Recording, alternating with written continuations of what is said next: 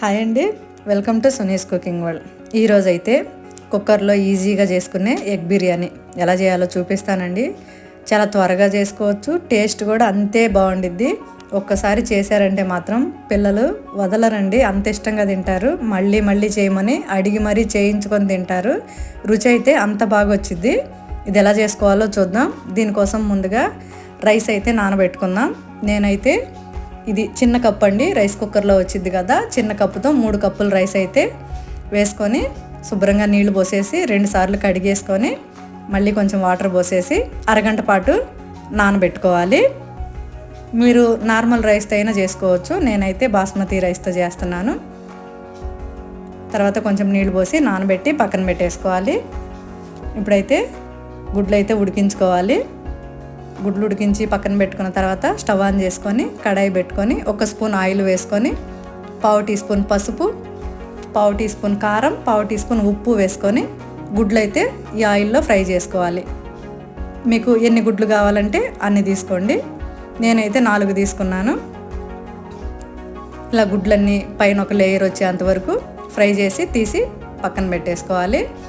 ఇప్పుడు stove on చేసుకొని cooker పెట్టుకొని అరకప్పు వరకు ఆయిల్ వేసుకోవాలి. మీరు కావాలంటే సగం నెయ్యి సగం నూనె అయినా వేసుకోవచ్చు. నేనైతే ఆయిల్తోనే చేస్తున్నాను. ఇందులో మసాలాలన్నీ చెక్క, యాలకులు, షాజీరా, 4-5 లవంగాలు, ఒక బిర్యానీ ఆకు, ఒక స్టార్ పువ్వు, చిన్న జాపత్రి, 2 మరాఠీ మొగ్గలు, ఇలా అన్నీ వేసేసుకొని అవి కొంచెం వేగిన తర్వాత ఒక ఉల్లిపాయ సన్నగా పొడవుగా కట్ చేసి వేసుకోవాలి. మీకు కావాలంటే కొన్ని జీడిపప్పు కూడా వేసుకోండి. నేనైతే జీడిపప్పు వేయట్లేదు. ఇలా ఉల్లిపాయలు బాగా వేయించుకోవాలి. ఉల్లిపాయలు బాగా వేగిన తర్వాత ఫ్రెష్గా నూరి పెట్టుకున్న అల్లం వెల్లుల్లి పేస్ట్ 1 స్పూన్ అయితే వేసి పచ్చివాసన పోయేంత వరకు వేయించుకోవాలి. బిర్యానీ ఎప్పుడైనా సరే అల్లం వెల్లుల్లి పేస్ట్ అప్పటికప్పుడు నూరి వేసుకుంటే ఏ బిర్యానీ అయినా సరే చాలా బాగుండిద్ది.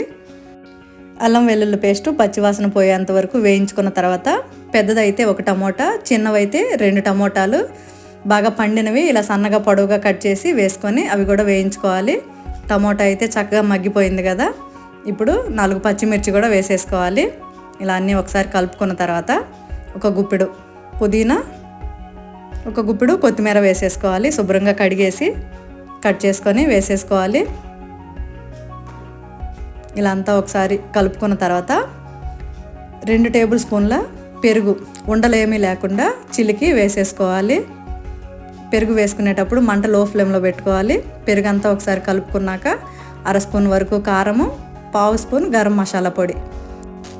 కారం అయితే చూసుకొని వేసుకోండి. పచ్చిమిర్చి వేసాం కదా 4-5, పచ్చిమిర్చి కొంచెం ఘాటుగా ఉంటాయి కదా, అందుకని చూసుకొని మీరు తినగలిగినంత కారం వేసుకొని అంతా కలుపుకున్న తర్వాత మనం కడిగి నానబెట్టుకున్న బాస్మతి రైస్ కూడా వేసేసుకొని కొద్దిగా కొత్తిమీర, పుదీనా కూడా వేసేసుకొని బియ్యం గింజ విరగకుండా నిదానంగా కలుపుకోవాలి. ఒక 2-3 నిమిషాల పాటు ఈ బియ్యాన్ని ఈ ఆయిల్లో ఫ్రై చేసుకోవాలి. అప్పుడే రైస్ అనేది పొడి పొడిగా వస్తూ బాగుండిద్ది. ఇలా 2-3 నిమిషాలు రైస్ అయితే ఫ్రై చేసుకున్న తర్వాత వేడి నీళ్ళు అయితే పోసుకోవాలి. కప్పుకి 1.5 కప్పు చొప్పున పోసుకోవాలి. బాస్మతి రైస్ కాబట్టి 1.5 కప్పు పోసుకోవాలి. నార్మల్ రైస్ అయితే 2 కప్పుల వరకు పడతాయి.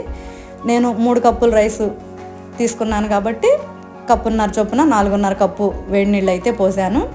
రుచికి సరిపడా ఉప్పు వేసుకోవాలి చూసుకొని. తర్వాత మనం ఉడికించి ఫ్రై చేసుకున్న గుడ్లు కూడా వేసేసుకొని సాల్ట్ ఏదైనా సరిపోకపోతే ఒకసారి వేసేసుకొని కుక్కర్ మూత పెట్టేసి విజిల్ పెట్టి హై ఫ్లేమ్ మీద 2 విజిల్స్ రానివ్వాలి.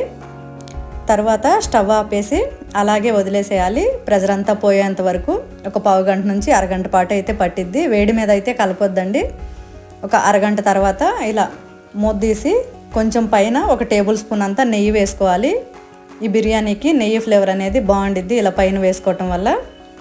ఇలా నెయ్యి వేసుకున్న తర్వాత నిదానంగా బిర్యానీ అంతా ఒకసారి కలిపేసుకోవాలి. గుడ్లవి ఉంటాయి కదా, స్పీడ్గా కలిపేస్తే గుడ్లవి విరిగిపోతాయి, అందుకని నిదానంగా చూసుకొని జాగ్రత్తగా కలుపుకోవాలి.